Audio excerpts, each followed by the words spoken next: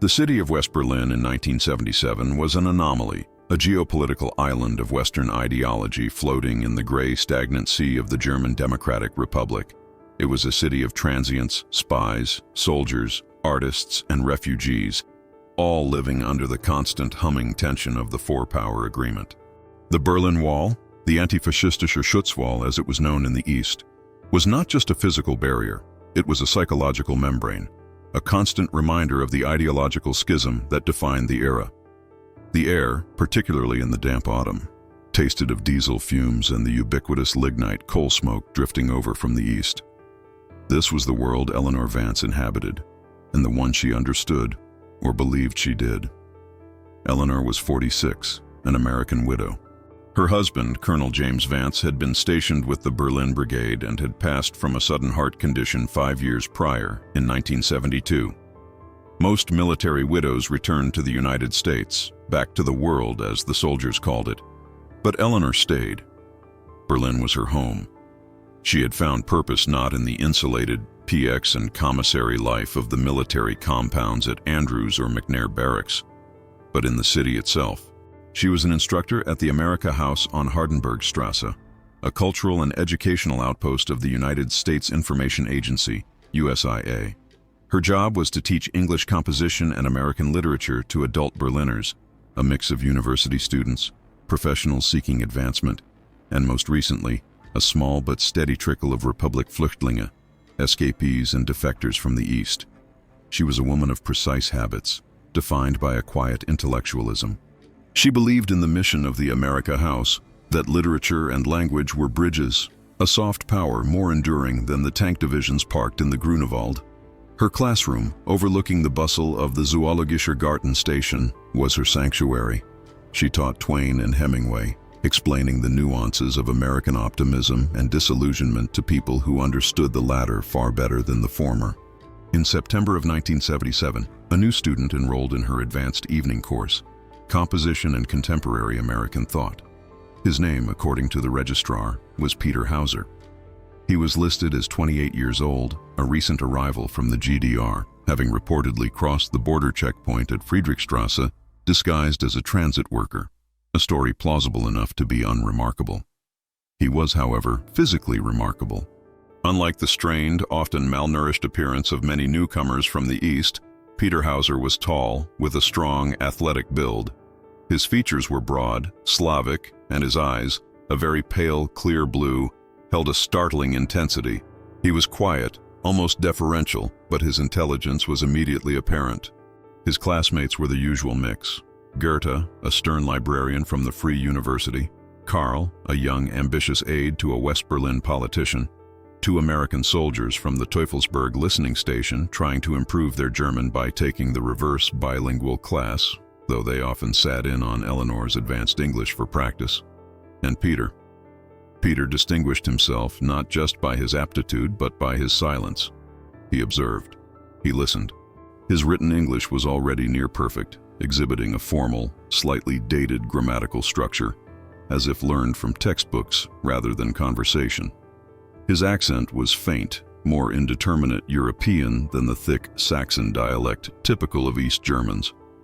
When Eleanor commented on his fluency, he had smiled thinly. "I prepared.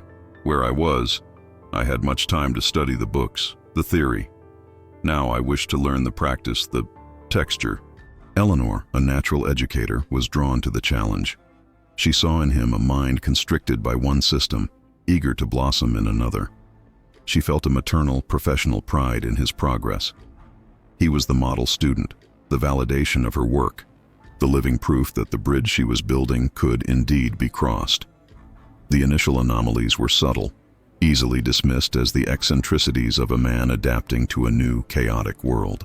They were small threads, invisible on their own, which only later would she see as part of a complex weave.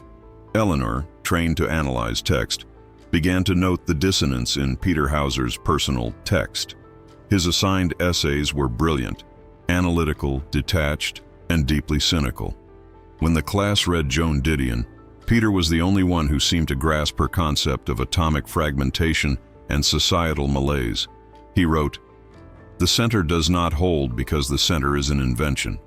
It is a story told by those at the perimeter to give themselves comfort. Eleanor had marked the passage with a red pen, impressed by its bleak poetry. But his behavior in class was contradictory. He was meticulous. His clothes, though simple, were always pressed. His shoes, sturdy and practical, were always polished. This was unusual. Most refugees arrived with next to nothing and lived in the crowded, disorganized Marienfelde reception center, where maintaining such a pristine appearance was nearly impossible. He also had good dentistry, a small detail, but one that stood out. Then there were his questions. They were never about the literature itself, but about the context surrounding it. During a discussion on Norman Mailer's The Armies of the Night, he bypassed the anti-war sentiment entirely. "This book," he began, his voice soft but carrying, "it discusses the morale of the American soldiers in the 1960s. Mrs. Vance, you were part of this military community. Is this description of disillusionment accurate for the soldiers stationed here in Berlin today? Do they also feel this separation from their government's purpose?" The question cast a chill over the room. The two American soldiers, specialists from Field Station Berlin on Teufelsberg, shifted in their seats. It was an inappropriate question, probing and political. Carl, the politician's aide, looked up sharply from his notes. Eleanor deflected, guiding the conversation back to Mailer's literary techniques, but the moment lingered. Peter had not been asking as a student. He had been probing as an analyst. Later, she noticed his particular interest in the two Teufelsberg soldiers. He would often engage them during the break, buying them coffee from the small canteen, asking innocuous questions about their lives. What was the food like on base? Was it difficult to get American goods? He presented himself as curious about the American way of life, but Eleanor observed his technique. He was a master of empathy, reflecting their own frustrations back at them, nodding, listening intently. He never spoke of his own past, deflecting any personal inquiries with a vague, sad reference to leaving it behind. The most significant incident occurred in late October. Eleanor had assigned a personal narrative. Most students wrote about their families or their hopes for the future. Peter submitted a clinical third-person account of an escape from East Berlin. It was technically flawless, describing the tension at the Friedrichstrasse Tränenpalast, Palace of Tears, the forged identity card, the sweat on the Grenzpolizist's upper lip. It was dramatic, but it felt hollow.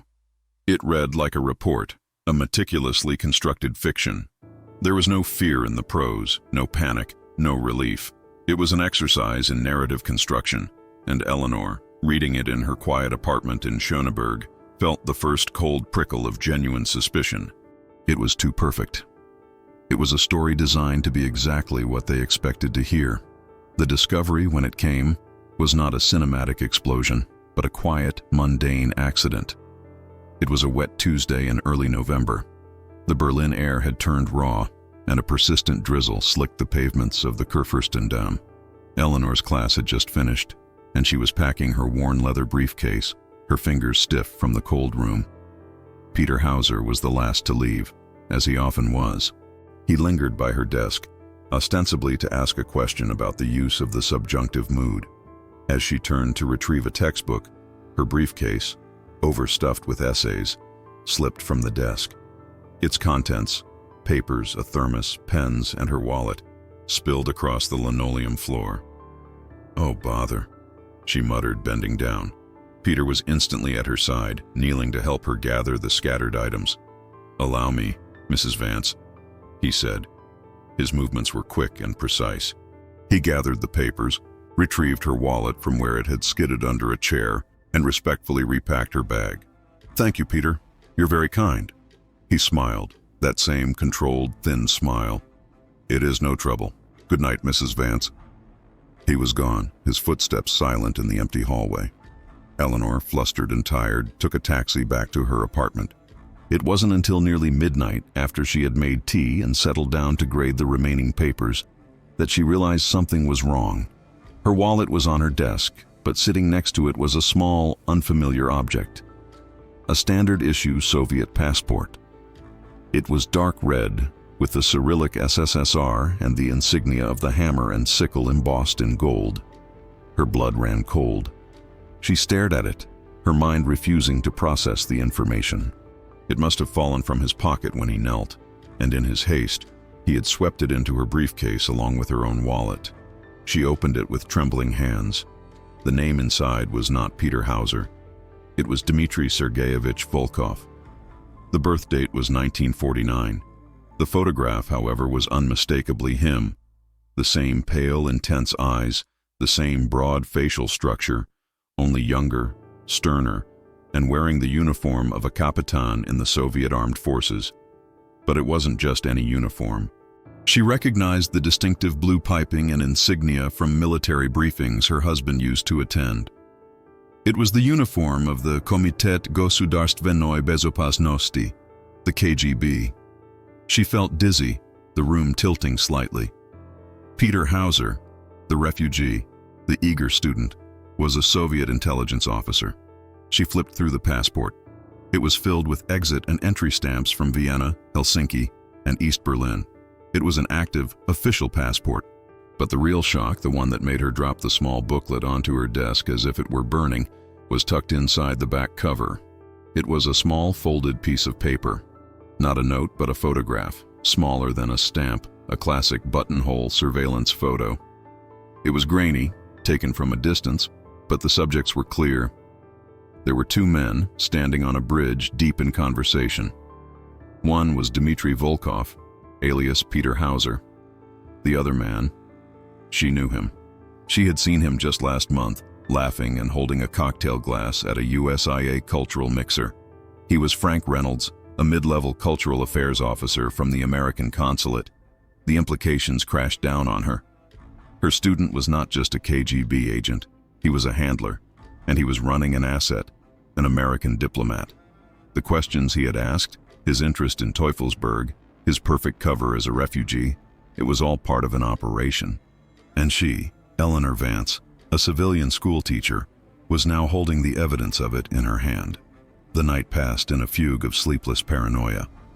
Eleanor sat in her armchair, the small red passport and the grainy photograph laid out on her coffee table, illuminated by a single lamp. The normal sounds of her Schöneberg apartment building, the creak of the heating pipes, the distant rumble of the U-Bahn, now seemed menacing, amplified. Every car that passed on the street below caused her to flinch, expecting a knock on the door. She was in possession of something that was not hers, something that could destroy lives. She understood the rules of the city. You saw nothing. You reported nothing. You kept your head down. But this was different. This involved an American, a man from the consulate. This was not just East-West espionage.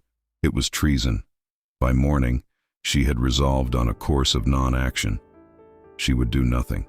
She would place the passport and photograph in an envelope and, at the next class, find a way to return it to Peter as discreetly as it had come to her. She would pretend it never happened. It was too big, too dangerous. She was a literature teacher, not a spy. But the decision did not bring peace. A new, corrosive awareness had entered her life. When she left her apartment to walk to the America House, the city looked different. The man reading a Berliner Morgenpost at the bus stop, was he really reading it, or was he watching her? The green and white Polizei car parked 2 streets over. Was that its normal route? She became acutely aware of the protocols of surveillance her husband had once explained to her in joking terms. The 3-man tail, the bump contact. She began her own clumsy, terrified counter-surveillance. She would stop suddenly to look in a shop window, checking the reflections for a repeating face. She would take different routes to the U-Bahn station. She felt foolish, but she couldn't shake the feeling. The Zersitzung, the Stasi's infamous technique of psychological degradation, was beginning, only she was inflicting it on herself. At the America House, she was distracted, her lecture on Robert Frost disjointed. She kept looking at the classroom door, dreading Peter's arrival, but he didn't come. His chair remained empty. He missed the class on Tuesday, and he missed the class on Thursday. This, more than anything, confirmed her fears. He knew the items were missing.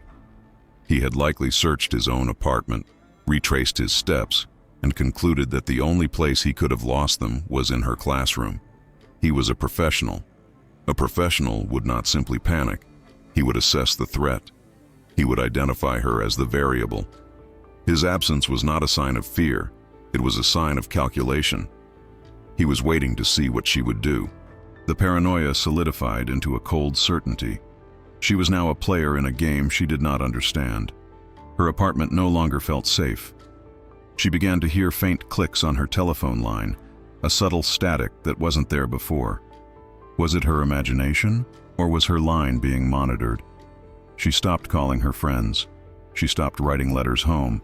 She was isolating herself, becoming an island within the island city. She realized with a jolt of terror that Peter, Dmitri, wasn't the only one watching.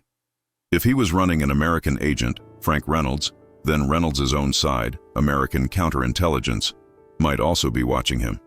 By interacting with Dmitri, had she inadvertently placed herself in the crosshairs of her own people? After a week of Peter Hauser's continued absence, the tension became unbearable. The empty chair in her classroom was a silent accusation. Eleanor knew she could not go on. The envelope containing the passport and the photograph was locked in a drawer in her desk, a toxic secret polluting her home.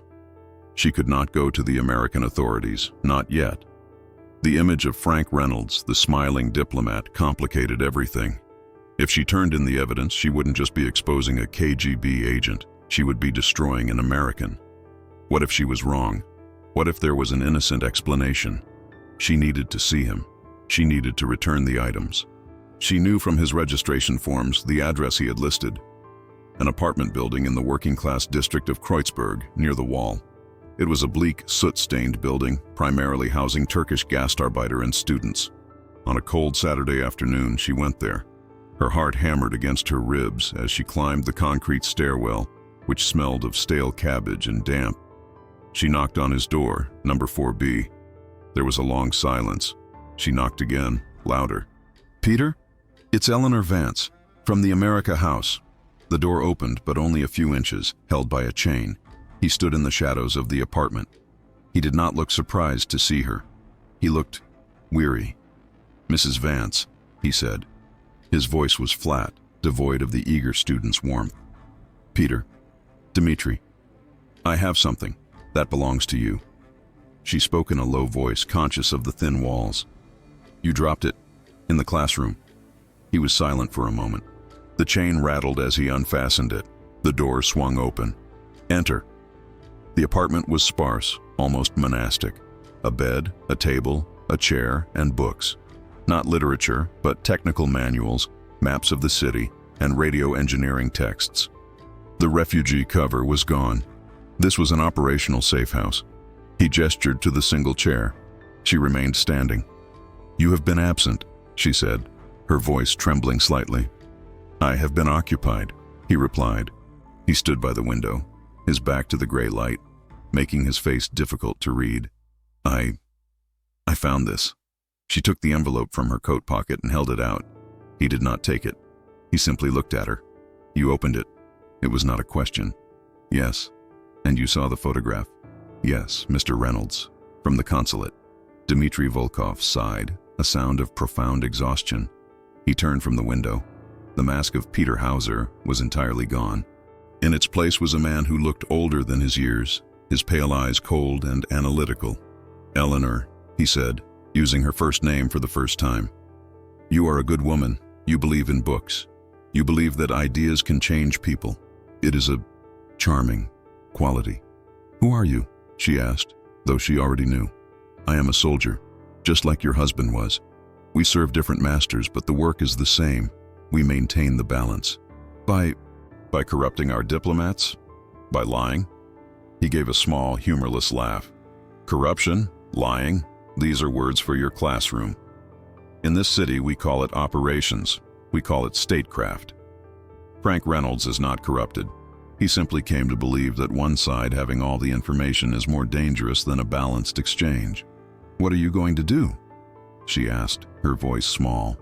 "The question," he said, stepping closer, "is what are you going to do? You have a choice. You can leave that envelope here. You can go back to your books, back to your quiet life. You can forget this. Forget me. Forget Frank. In a week, this Disruption will be smoothed over. I will be gone. The balance will be restored. And if I don't? His eyes hardened. Then you are no longer a civilian. You become a piece on the board. And pieces on the board, they get processed. Do you know what that means, Eleanor? Your own people, the CIA station at Andrews Barracks, they will not thank you. They will see you as contaminated. They will want to know how you found this. Why you? They will ask why you waited a week. They will ask if you are involved. They will dissect your life, your husband's life. They will strip away your security, your reputation, your job. You will be processed. And Frank Reynolds, he will be processed too. And for what? For a principle? This city has no principles, Mrs. Vance. It only has interests. He had not threatened her physically. He had not raised his voice. But it was the most profound threat she had ever received. He was offering her an exit, a return to her old life. But he had also shown her, with clinical precision, exactly what would happen if she refused. "Give me the envelope," he said quietly. She hesitated, her hand shaking. Then slowly she placed it on the table. "Good," he said. "Now go home, Eleanor, and forget this." Eleanor left the Kreutzberg apartment in a daze. The walk to the U-Bahn station was a blur. She had done it. She had returned the evidence. The secret was no longer hers. She should have felt relief, but all she felt was a profound, suffocating shame. Dmitri's words echoed in her mind. This city has no principles. It only has interests. He had analyzed her, her government, and the entire Cold War apparatus with terrifying accuracy. He had counted on her fear, her civilian instinct for self-preservation. She spent the next 48 hours oscillating between relief and self-loathing. She tried to teach, but the words of Hemingway seemed hollow. She had chosen the path of non-action, the path of complicity.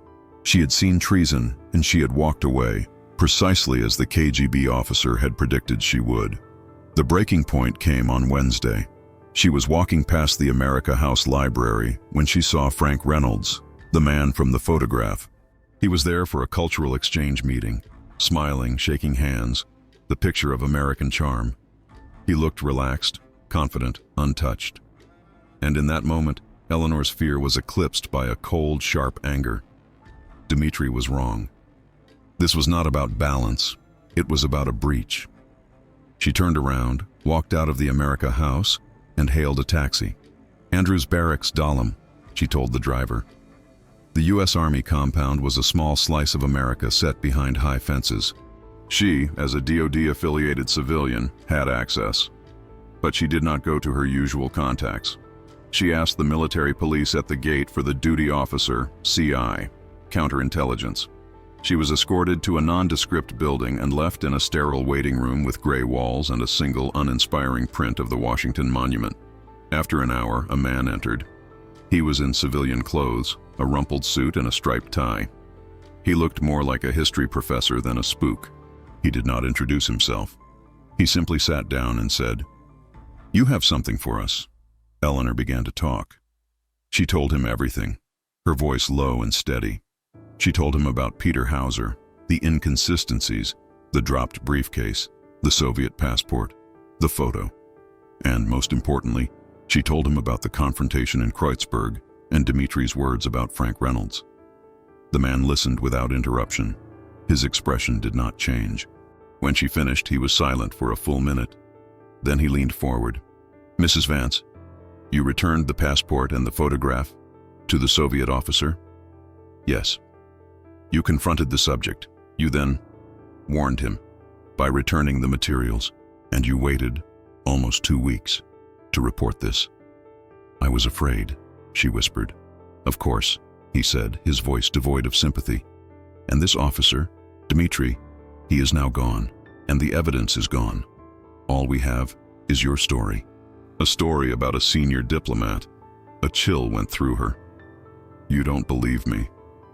"Belief," the man said, standing up, "is not a factor. You will remain here. We will have a long conversation." The exposure happened almost immediately, but not in the way she imagined.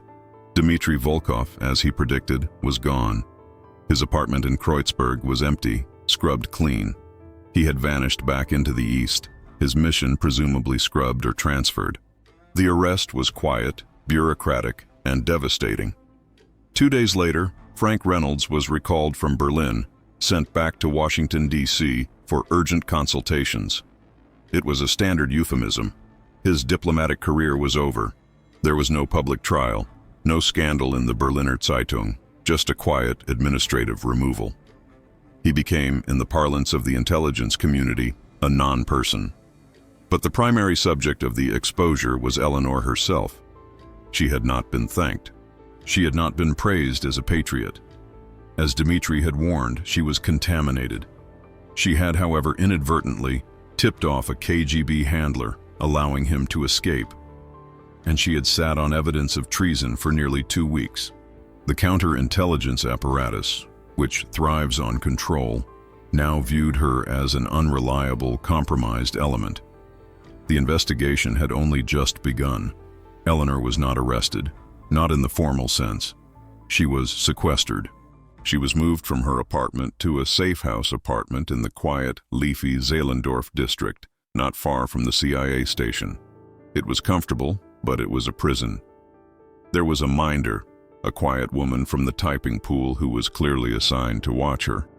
Her trial was a series of debriefings. They took place in a windowless conference room in the Andrews Barracks compound. The men who questioned her changed. There was the first man, the quiet, rumpled one. There was a younger, more aggressive man who seemed to believe she was a willing participant.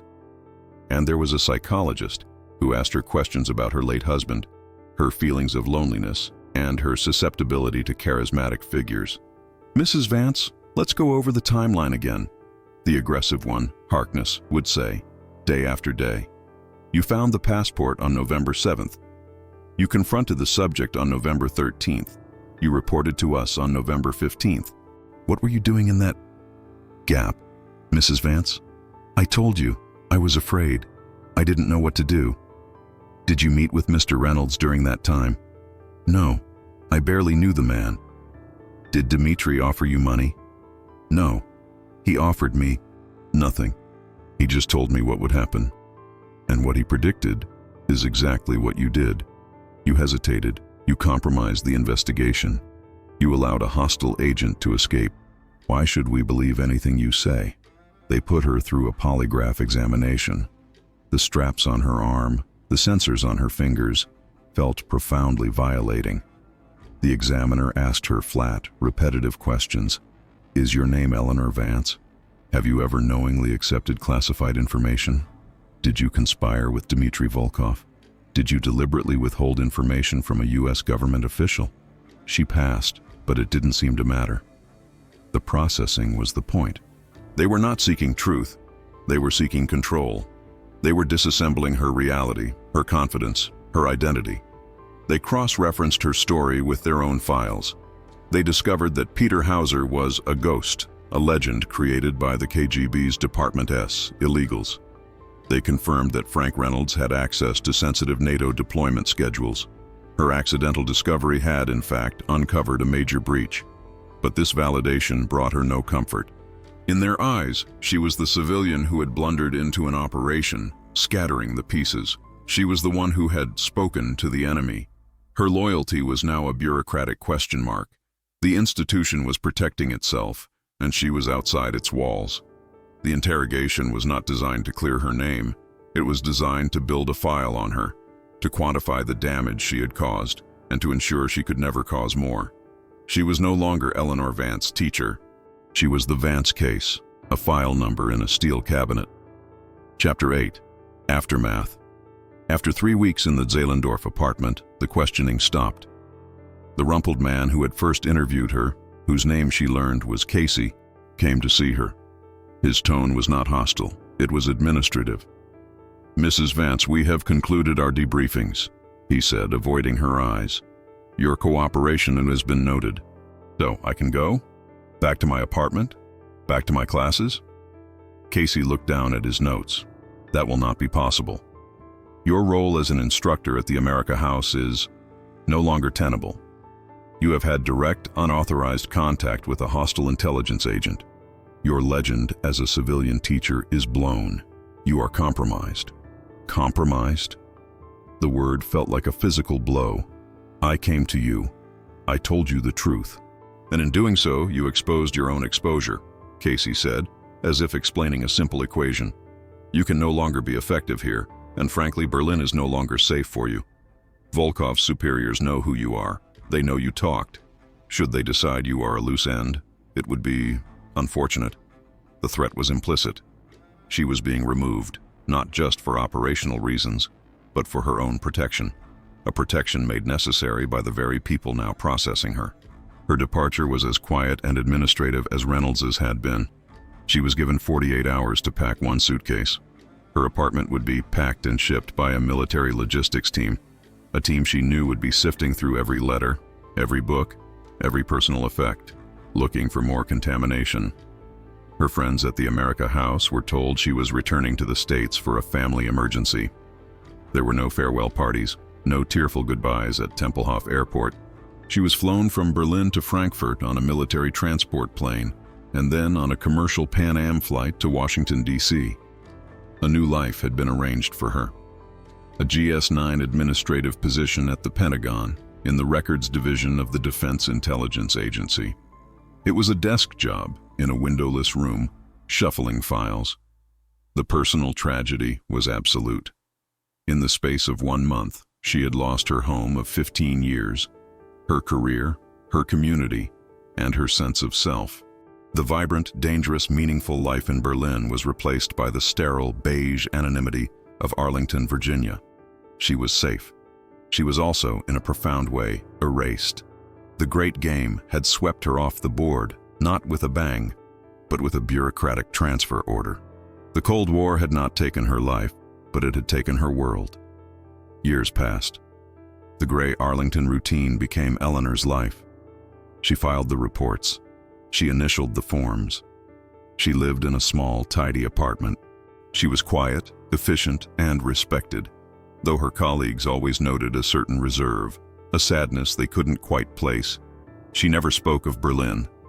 The Vance case was buried in the active counterintelligence files, a footnote in the larger history of the Berlin station. Then, in November 1989, the world broke. Eleanor watched on a small television in her living room as the Berlin Wall, the Schutzwall, was breached. She saw the joyous, stunned faces of East and West Berliners dancing atop the concrete barrier, hammering away at the symbol of their division. For the first time in over a decade, she wept. In the autumn of 1990, a year after the Wende, the turning, Eleanor, now nearing retirement, used her accumulated leave to fly to Berlin. The city was a chaotic, joyous construction site. The air no longer smelled of lignite. The checkpoints were gone. Checkpoint Charlie was a tourist attraction. She walked from west to east at the Brandenburg Gate, a simple act that had been impossible for nearly 30 years. She visited her old apartment in Schöneberg. It looked smaller, shabbier. She went to the America House. It was still there, though its mission seemed less urgent, more historical. She walked to the Kreuzberg building where she had confronted Dmitry Volkov. It was now brightly painted, covered in graffiti, and housed a Turkish youth center. On a whim, she visited the new Stasi Records Archive, BSTU, the repository for the millions of files left behind by the GDR's dissolved secret police. She filled out a form, requesting to see her own file. A week later, a thin folder was presented to her. The Stasi had indeed watched her. The file was labeled Operation Lehrerin, Teacher. It contained grainy surveillance photos of her shopping, grainy reports of her class schedule. It noted her pro-Western ideological diversion. But it was thin. The Stasi had identified her as a low-level target. There was no mention of Peter Hauser or Dmitry Volkov. He was not Stasi. He was KGB.